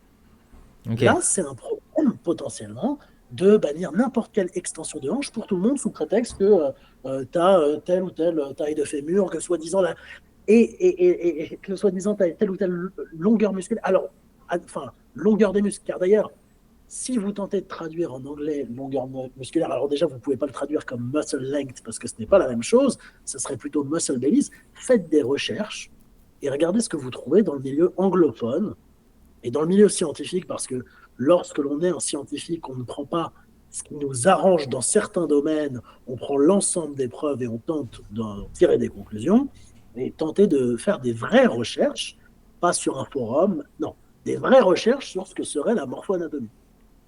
Voilà, ça c'est la première chose. La deuxième chose, bannir des mouvements, c'est sûrement pas la meilleure chose, parce qu'encore une fois, ça provient d'une analyse qui est subjective. Les analystes font des analyses en se basant sur Des des photos. photos. Ouais. comment sur une photo, avec quelqu'un avec un pourcentage de masse grasse moyen élevé, vous dites, ah bah, alors toi, tu as l'arrière d'épaule long. Alors, mieux que ça, j'ai vu des analyses avec, alors la personne arrivait à catégoriser les longueurs musculaires en long, court, moyen. Moyen long, moyen. Non mais attendez, oui mais c'est quoi Moyen, comment on moyen définit long et Mo- comment on définit ce qui est moyen, comment on définit ce qui est long Moyen, j'ai jamais lorsque vu la- par contre. comment on définit long, comment est-ce qu'on définit moyen et comment est-ce qu'on définit court lorsque le seul outil de mesure que l'on a, ce sont nos yeux. Bah, c'est comme mesurer Donc le ça veut body dire, fat avec les yeux en fait, hein. voilà, voilà, c'est ce que j'allais dire. Donc dans ces cas-là, ces personnes-là, visiblement, regardent une personne, ah bah toi tu fais 79 kilos. Mais Bah, ouais, moi, ça c'est regarde exactement ce que j'allais dire. C'est comme d'essayer d'estimer la taille d'une personne avec sa photo. Et puis même, moi, je suis sûr que c'est quelque chose de tellement subjectif et que les photos, c'est tellement inapproprié que tu donnes, par exemple, je sais pas, des photos d'une personne à 2 experts en analyse morpho-anatomique et je serais très curieux de les confronter pour voir ce que les personnes disent. mieux que ça. Tu donnes des photos au même expert à 2 mois d'intervalle. Ouais, Il est possible que cette personne n'ait pas la même analyse parce que quels sont ses repères? C'est plus là le problème. On ne dit pas qu'il n'y a pas de différence entre les individus. On ne dit pas qu'on ne doit pas adapter les exercices en fonction des oui. individus. On ne dit pas qu'il ne faut pas adapter le placement. La seule chose qu'il faut arrêter de faire, c'est qu'il faut arrêter d'être alarmiste. Ah, d'accord? Parce que c'est ce qu'on Et- appelle être alarmiste lorsque Oui. vous dites oh, tu peux pas faire quand le biceps en amplitude complète, tu as le biceps court, tu vas te déchirer. Non. Ouais, ouais. Corrélation et causalité ne sont pas les mêmes choses. Voilà, c'est la fin de ce que j'avais à dire. Non mais très clairement, en fait c'est comme tu as dit, on peut pas dire à une personne tu fais cet exercice c'est dangereux, sauf si t'as une pathologie vraiment, un problème, tu vois, hein. Mais ça c'est il y a déjà un professionnel de santé normalement qui t'a dit tu ne peux pas faire ça. Voilà, Mais tu voilà c'est quelque chose de différent. Encore une fois, si un professionnel de santé vous a dit de ne pas faire telle chose, évidemment. voilà, mais c'est sûr, c'est c'est comme en nutrition, il y a pas, sauf si tu as une allergie ou un problème pour digérer de digestion d'un aliment, tu n'as aucunement une raison de supprimer un aliment. C'est pareil pour l'exercice. Et encore une fois, tu as dit, tu vois, on parle une photo ou autre. Ce qui est important, c'est de voir comment tu bouges. Deux personnes qui ont les mêmes longueurs de segment, peu importe, ça se trouve, à la presse à cuisse, focus, quadriceps, ne vont pas le réussir de la même manière par un manque de mobilité, que ça vienne soit de par derrière, donc par rapport au mollet éventuellement, ou de par la cheville devant, tu vois. Encore une fois, en fait, il faut voir comment la personne effectue le mouvement.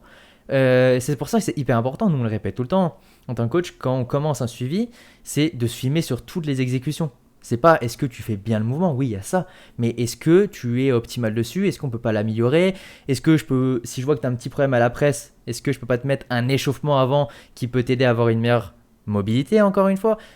Il y a tout ça à prendre en compte et je pense que toutes les personnes qui sont alarmistes, que ce soit entraînement, nutrition, peu importe sur les réseaux, c'est un énorme red flag. Pour moi, c'est dès qu'une vidéo commence par ne fais pas ceci, ne fais pas cela, tu peux mettre bloqué. Voilà. La personne, pour moi, il n'y a pas à interdire quoi que ce soit en fait, quoi qu'il arrive. donc voilà, je pense qu'un programme d'entraînement basé sur la morphoanatomie, c'est un peu comme une diète qui serait basée sur une prise de sang ou quelque chose comme ça. Et tu sais qu'il y a un livre sur ça. Il y a un livre sur les plans alimentaires par rapport à ton groupe sanguin. Et il y a certains coachs qui utilisent encore ça. Mais alors ok. qu'on Ça, sait c'est autre chose. aujourd'hui que pour les groupes sanguins. Voilà. Ouais, il y a juste Wayne du coup qui nous a posé une question. L'importance de la taille dans les compétitions est-elle significative? Car je fais 1m65, je m'interroge sur l'impact que cela pourrait avoir pour ma participation à des compétitions professionnelles. Je pense que tu parles de culturisme. Si je me trompe, du coup, tu ou tu me dis. Hein. Mais Compliqué, mais au niveau du culturisme, je pense que c'est beaucoup plus jouable. Et au contraire, ça peut être un avantage. Il y a beaucoup de culturistes qui font. Enfin, par exemple, là, 1m65, Dexter Jackson, Mister Olympia 2008, qui a gagné 30 compétitions de bodybuilding professionnelles, il faisait 1m68. Sean Clarida, il fait 1m55, je crois. Non. Sean Clarida, The Giant Killer, il fait 1m55, oui. Wow, ok.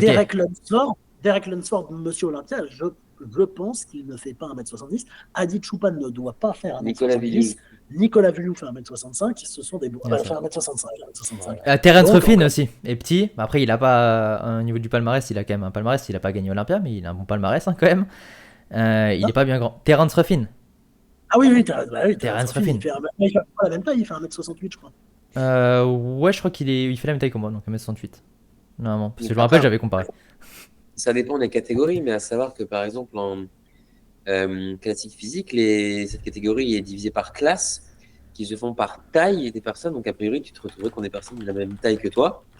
Et même pour ce qui est d'autres catégories, par exemple en bodybuilding, alors moi je parle des compétitions que j'ai pu faire, par exemple en NPC, les classes c'était par catégorie de poids. Et ça peut être un avantage d'être petit parce que pour un poids équivalent, tu pourras paraître plus massif que quelqu'un qui est très grand et fait le même poids que toi. Donc, moi, je pense que ça peut avoir presque un avantage d'être petit. Et au contraire, je pense que les très grands ont pas mal de désavantages pour paraître volumineux. Et évidemment, il y a des exceptions. Évidemment, quand tu es plus grand, si en plus tu as une très grosse masse musculaire, tu es potentiellement plus impressionnant. Mais je pense que Après, c'est plus rare que des personnes plus petites et du coup qui paraissent plus massives. Euh, donc, quand tu dis donc, très grand, c'est genre plus d'un mètre 90 par exemple, plus d'un mètre 85.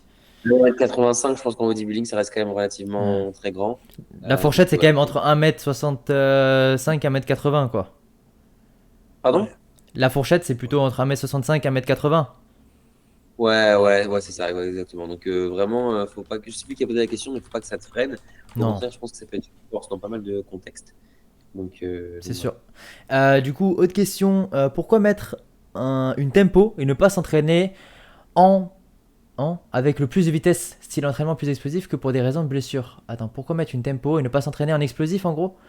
Alors moi personnellement, alors sauf s'il y a une blessure, je mets une tempo. Éventuellement, s'il y a des problèmes au niveau tendinite ou autre, pourquoi pas pour ajouter du contrôle. Mais sinon, de manière générale, j'impose pas de tempo. Il y a juste une règle. Je sais pas pour vous, Louis et Yann.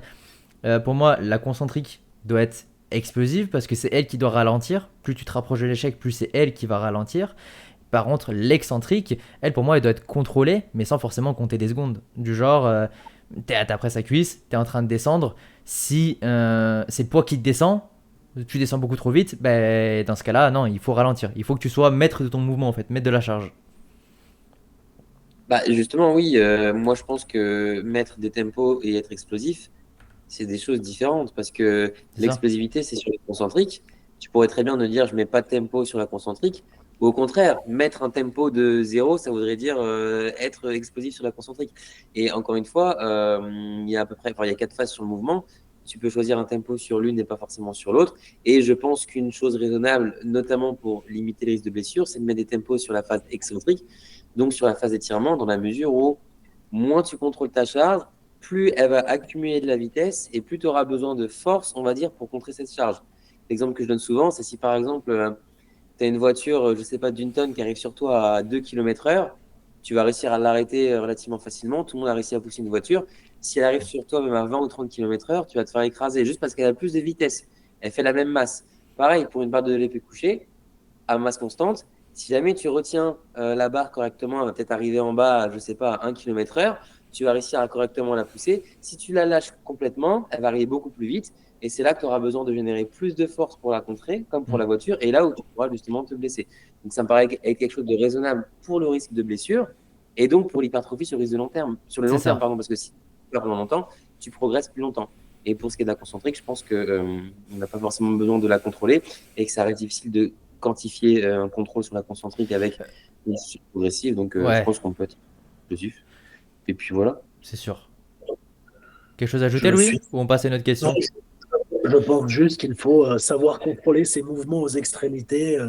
Je pense que les deux mouvements de pause, concentrique et excentrique, vous devez pouvoir contrôler lorsque vous êtes au pic de la contraction et lorsque vous êtes au pic de l'étirement, encore une fois, tout simplement pour ne pas se blesser, ralentir l'excentrique et éviter de mettre des tempos sur vos concentriques, tout simplement parce que sinon, ça sera très dur de progresser. Et anecdote, j'ai pris un coach au début de l'année, il m'avait mis des tempos sur les élévations latérales Oh mon en dieu. me mettant 4 secondes de concentrique sur les élévations latérales et 4 secondes d'excentrique. Eh bien, je peux vous dire que j'ai arrêté le coaching après 3 semaines parce que je n'ai pas progressé d'une rep. Non Mais mais après, tu as quand même un contre-exemple très mystérieux d'un athlète en WNBF à très haut niveau Ah ben oui, qui s'entraîne visiblement avec des charges relativement légères et des tempos sur toutes les phases, dont la concentrique, et qui y est et très bon. qui est extrêmement fort. Et on a du mal à comprendre pourquoi.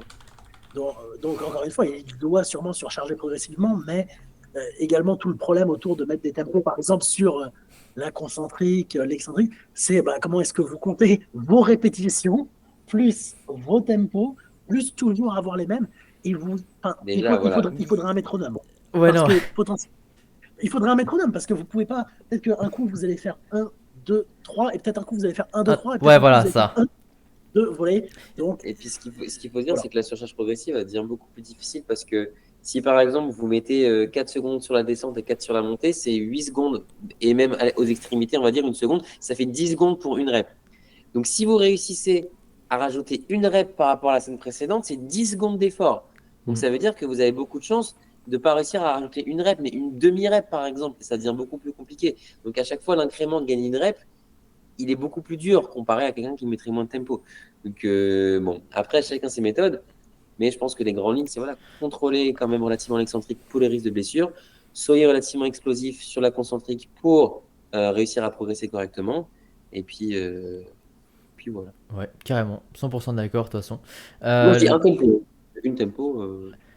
un tempo, Un une tempo. tempo. Ouais. Je crois que je dis un Ouais. tempo. Mais, Je me suis jamais trop posé la question. Mais ouais. Moi, je suis tout à fait d'accord par rapport à ça. Je pense que j'ai rien à ajouter. On a fait le tour. Kempf qui nous dit qu'il s'élève toutes les nuits pour aller aux toilettes. Est-ce qu'il doit réduire sa consommation d'eau? Est-ce que ça a un impact sur son sommeil? alors, j'ai un très bon conseil par rapport à ça, que j'ai appris de Clément Noblet, diététicien. Mettez un petit peu plus de sel sur votre dernier plat parce que c'est antidiurétique. Voilà. Et deuxième chose, évidemment, si tu vas beaucoup aux toilettes et que tu vas uriner 50 centilitres, évidemment, diminue ta consommation d'eau, peut-être Ah, diminue-la l'heure avant de dormir. ouais, Quitte tant qu'il pas un litre 30 minutes avant d'aller au lit, quoi. Et sur ton dernier repas, si tu as enfin, normalement, tu dois Ah, je mettre vais du faire sel ça, sur ton moi. repas. Parce que moi, je vais beaucoup pisser la nuit. Et là, en prépa, je sais pas pourquoi, mais des fois, je me levais 4, 5, 6 fois. Alors, je pense que je buvais un peu trop avant de dormir parce que j'étais un peu en retard sur mon eau que je devais boire sur la journée, donc je la finissais quand même. Ouais. Mais pour le sel, ouais, je pense que je vais essayer de Et forcément, avoir une. ça a un impact sur le temps Ouais. de sommeil, hein, par contre. Enfin, pas sur le temps de sommeil, mais sur la qualité, tu vois. Peut-être que tu auras une récupération moins optimale si tu te lèves plusieurs Ah fois. bah ouais. Mais C'est ça sûr. augmente ton nombre de pas. Donc, bon, Il y a un compromis, quoi. Aimco, déjà bienvenue sur le live. Quand utiliser un rest pause ou myo-rep, est-ce qu'il y a une utilité? Bon, c'est vrai qu'on n'a pas parlé des techniques d'intensification. Personnellement, à part pour gagner du temps dans des séances, mettre du superset bicep, voilà. Mais sinon, je suis pas forcément un fan d'ajouter des myo-reps ou même du rest pause.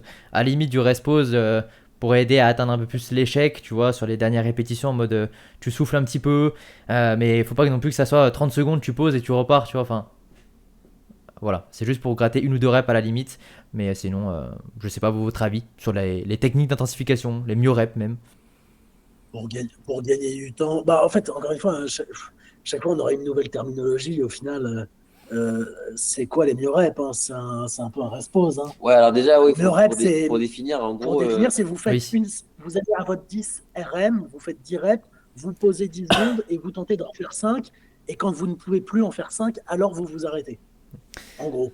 Donc, encore une fois, c'est un peu un rest-pause vachement étendu. L'intérêt principal, comme tu l'as mentionné, c'est sûrement de gagner du temps.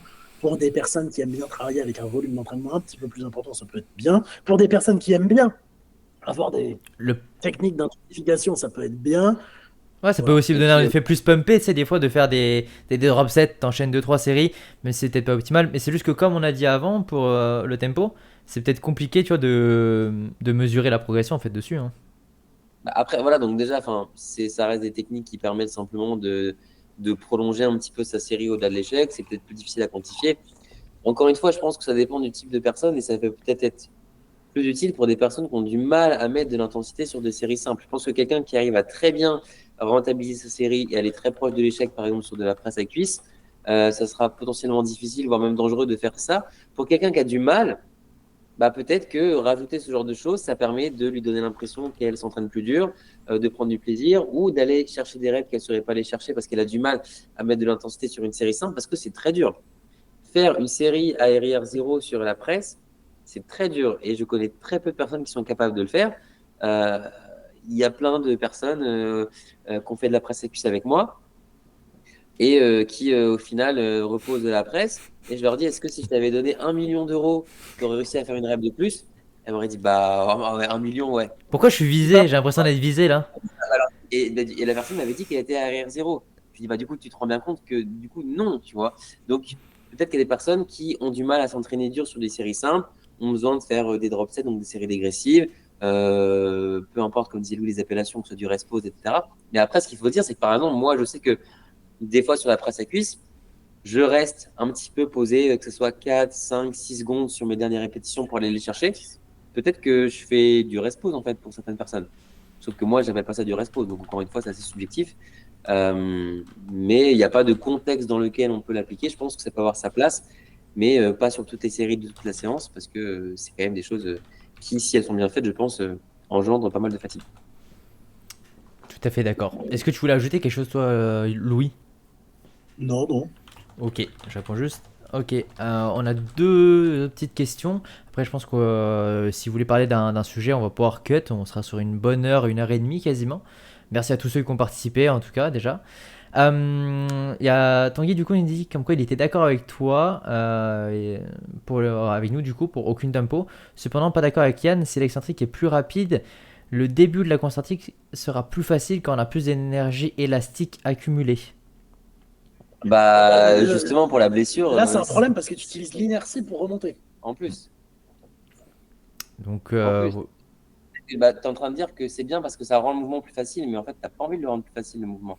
c'est ça. Tu as envie de le Donc, rendre le plus difficile possible, en quelque sorte, pour que ton muscle travaille pareil, on va dire, avec une charge moindre, et du coup, moins te blesser. Donc, effectivement, si tu retiens moins la descente, peut-être que tu arriveras à soulever plus lourd. ou alors c'est que tu Mais, rebondis sur tes pecs, hein, par exemple. Là, c'est autre chose. et encore une fois, tu regardes les power, je pense que c'est ceux qui mettent le plus de secondes sur l'excentrique. Bah, il faut regarder. Ah, j'ai plus son Mais nom. vraiment, des fois, ils contrôlent, ils posent. Et paf, tu verras jamais un power qui Mais de lâche toute complètement. façon, ils sont obligés de marquer une pause sur les mouvements. Ils sont obligés de lock. Ouais, de plus en plus, parce que sinon, il y aurait En des plus. blessures partout. Bah, en plus, j'ai plus le nom justement, en plus du powerlifter français qui est hyper connu là, qui a tout gagné cette année en moins de 66 kilos. J'ai pas le nom. J'ai plus le nom. Bah, Bah moi, voilà. en bodybuilding, je connais personne, alors en power. Panache, voilà, de Panache. Ah oui, Merci. c'est pas Ah, ok, ouais. Merci les gars. Ça, pour le coup, ouais. Voilà, son nom m'était passé à autre chose. Du coup, une autre petite question de Alex. Est-ce que pour vous, un hype hinge est obligatoire dans une programmation? dans l'idée, avoir tous les patterns essentiels de mouvement, c'est sûrement quelque chose d'important, notamment pour la longévité, la mobilité, même si ça ne veut pas dire grand-chose, long terme, et surtout à ta capacité à bouger dans l'espace sans avoir de douleur. Et pour ces raisons, c'est sûrement important. Est-ce que pour l'hypertrophie, c'est la chose la plus importante?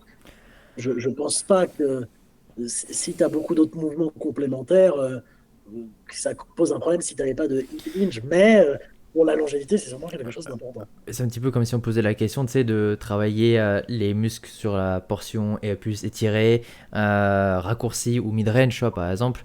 Parce qu'on on a pas eu de questions sur ça, mais voilà, t'es pas forcément obligé, mais c'est quand même quelque chose qui peut être un bénéfice d'avoir ça dans ta programmation. Mais c'est pas obligatoire, parce que le mot qui a été utilisé dans la question, c'était obligatoire. Ouais. Je pense que ça ne l'est pas. Et nous, par exemple, ma programmation, alors on l'a quand même remplacé par des extensions, on va dire, de hanches sur banc lombaire, donc on avait encore le pattern, mais souvent les gens pensent à du RDL ou à du soulevé jambes tendues, etc. quand ils parlent d'extension de hanches. Moi, c'est quelque chose qu'on a enlevé pendant longtemps parce que ça ne me convenait plus. J'avais du mal à progresser, j'étais fatigué dessus, j'avais des douleurs au lombaire, donc on l'a gentiment enlevé et j'ai continué à progresser sur ma chaîne postérieure, visiblement pas assez, pour les raisons peut-être que vous avez vu un petit peu, mais je pense que c'était la meilleure stratégie pour pas que je me blesse et pour que je continue à prendre du plaisir à l'entraînement et aussi la fatigue que ces exercices engendraient sur mes séances, sur ma semaine. On avait estimé que c'était plus correctement, on va dire, manageable. Enfin, c'était mieux de le mettre de côté pendant un certain temps. Et je pense que c'est un exercice qu'on va bientôt réintégrer. Donc, encore une fois, c'est quelque chose qui se périodise. Et j'ai pas trop hâte, mais Mais je pense que c'est important. C'est pas, j'aime pas le terme obligatoire, mais je pense que c'est très important. C'est ça, c'est juste qu'il Et faut faire attention au terme du sens obligatoire ou interdit, quoi. il y a plein d'autres règles. Enfin, dans le sens, il y a du soulevé de terre, il y a du soulevé de terre jambes tendues, il y a du soulevé de terre romain, il y a des extensions sur le banc à lombaire, il pourrait y avoir des extensions au niveau de la colonne, il pourrait y avoir du Jefferson curl. Il y a beaucoup de variantes qui existent. Encore une fois, prenez celle avec laquelle vous êtes le plus à l'aise. Et vous n'êtes pas obligé d'aller également, je tiens à le rappeler, à l'échec sur tous ces mouvements. Ouais. Vous pourriez très bien aller à arrière 5, je pense qu'il y aurait quand même des bénéfices. Bah, je pense que nous, on va mettre des RIR dessus quand on va reprendre. Non. Ah, pas pour moi. Déçu, Yann, là, peut-être un peu, non? J'ai essayé de négocier. Il va faire du 1 RM au second. Entendu. Du coup, on va répondre aux deux dernières questions. Voilà, donc si jamais vous voulez, la rediffusion, elle sera sur YouTube, sur Jazzy Coach ou sur tout simplement le podcast sur Spotify, 0 calories. Donc voilà, de toute façon, je partagerai en story. J'identifierai Yann et Louis pour ceux qui les suivent eux, mais qui ne me suivent pas moi. Vous pouvez toujours venir me suivre, pas louper du coup. Et comme ça, voilà, vous serez tenus au courant. Dernière question, donc j'ai toujours aimé fonctionner avec du lourd léger et donc d'avoir des séries aux nombreuses séries, tandis que depuis que je suis suivi, j'ai plus du 10-12, parfois 15 avec la même charge depuis le départ. C'est plus efficace. En fait, c'est qu'en fait, avant, tu faisais soit du lourd, on va dire par exemple avec du 6-8, 8-10, et après, tu faisais que du léger en mode 15-20 ou 20 et plus, c'est ça? Si, voilà, juste réponds-nous à ça, comme ça on y verra plus clair, et je passe à l'autre question en attendant que tu nous précises ça, Pocho. Et du coup, Tanguy qui me dit qu'il a parfois des crampes triceps après séance pec ou avant-bras ou biceps après la séance dos, le soir après les séances, donc malgré pas mal de sel sur 2 repas, puis sel en intra-workout. Est-ce normal? Dois-je augmenter le sel? On ne sait pas exactement à quoi sont dues les crampes, à ma connaissance. Donc, on peut pas, on peut pas dire juste, ah bah, faut mettre plus de sel pour pas avoir de crampes. Et je crois qu'on ne sait, c'est une des choses en science, on n'a pas encore la réponse exacte. Et on peut pas dire avec certitude, et on peut pas définir un minéral. Et je crois que c'est le docteur Scott Stevenson qui en parle très bien dans son ouvrage sur How to be your own bodybuilding coach. Et je crois qu'il en parle justement de lui. Il avait pris certaines choses qui lui faisaient faire des crampes. Et du coup, ce qu'il faisait, c'est qu'il prenait plein de multiminéraux pour tenter d'enlever ça. Mais du coup, au final, on ne sait pas vraiment à quoi c'est dû. Et même, il avait tenté d'isoler certains minéraux pour voir s'ils crampaient moins. Voilà. Et dans la littérature scientifique, à ma connaissance, on n'a pas de réponse exacte.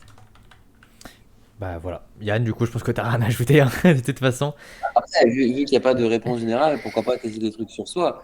Si jamais manipuler les selles comme la personne le fait, bah, différemment, Peut-être boire plus d'eau. boire ce genre de choses, peut-être que ça peut t'aider et que ça fonctionnera sur toi et pas sur ton voisin. Donc, pas forcément de conseils généraux, mais simplement, je pense avoir une alimentation équilibrée, riche, avec quand même pas mal de diversité déjà pour être sûr de ne pas avoir de certaines carences et correctement s'hydrater. Peut-être essayer différents apports au niveau du sel, au niveau des électrolytes, comme ça de le faire jusqu'à temps de trouver quelque chose qui te conviendrait. Et puis aussi avoir au niveau de l'entraînement, parce que tu n'as pas un volume d'entraînement qui est beaucoup trop élevé, que tu as du mal à récupérer, ton hydratation pendant et autour de l'entraînement. Ouais. Donc, une petite recherche. Voilà, parce qu'on parle souvent, c'est hydratation, sel, et on entend aussi des fois, tu sais, carence en magnésium, tout ça. Bon, je pense qu'il faut essayer des choses. Il y a juste une petite question aussi de AMCO qui nous demande possibilité d'un stiff leg, donc soulevé terre jambe tendue, après une déchirure à l'ischio lors d'un soulevé terre. Moi, je vais te donner ma réponse directement. Si ta déchirure est remise, ça a à voir avec ton ostéo, avec ton kiné, enfin le professionnel de la santé, tout simplement, qui t'a aidé dans ce processus-là, et c'est pas ton coach qui peut dire si oui ou non tu peux le faire. Très bonne réponse. Donc voilà. Bon, je suis noté en même temps ou quoi là? Comme il a dit très bien, j'ai l'impression qu'il a pris une note en mode ça c'est bien ça. Une bonne moi, réponse. je note sur l'autre. Ah ok, merci. Mais, tu me diras la note à la fin. Et du coup, ouais, on a Pocho qui nous a précisé un petit peu sa réponse. L'exemple, c'est exo pec halter 40 kg 10 reps. Il pose, il enchaîne avec moitié de charge, donc 20 kg, 10 à 15 reps. Il adore ça. Bon, en gros, tu fais un drop set. Et aujourd'hui, du coup, tu bosses qu'avec un nombre de reps précis et pas plus. Est-ce que c'est plus efficace? Est-ce que tu progresses en fait? Est-ce que tu progresses dessus? Est-ce que au-delà de progresser, est-ce que tu aimes ça? Parce que faire un drop set, comme on l'a dit avant, sur les techniques d'intensification, c'est peut-être compliqué à mesurer la progression sur le long terme. Il y a des facteurs qui peuvent être un peu plus, mais encore une fois, le drop set, c'est peut-être le plus simple à mesurer parmi les techniques d'intensification, je dirais. Mais là, en soi, c'est plus toi, question personnelle. Mais après, moi, je suis pas un fan de travailler avec des reps précis, en mode t'en fais 10. J'aime bien travailler des fourchettes. C'est ce que j'allais dire. Ouais. Faire un drop set, je pense que c'est bien et qu'il n'y a pas d'inconvénient à faire ça. Par contre, travailler avec un nombre de reps précis, pour moi, c'est un peu absurde.